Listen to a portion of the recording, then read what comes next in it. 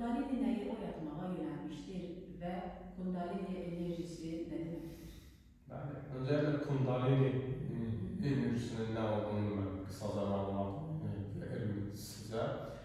Kundalini enerjisi kunda, yəni sarmaşıq, dibdə olan bir mərkəzi enerji sayılır. Bu Shakti adı da verilir. Kunda, Shakti, Prana. Bir nüvə, toxum insan bədənində ilahi bir enerjini təmsil edir. Kundalini yoga, bu oyanmağı isə insan beyninin 10 mərkəzi var, 10 dənə mərkəzi.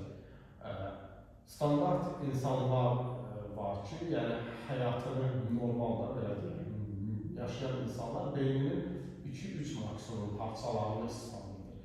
Kundalini mərkəzi bu oyandırıldıqda ilahi həqiqət xilas baş verir, moksha, mənəvi qurtuluş baş verir və insan beyninin 10 parçasının hər biri işləməyə başlayır. Ayrı funksiyonallıqda və siz artıq həyatın illüzor gerçəkliyinin şahidi olaraq həqiqi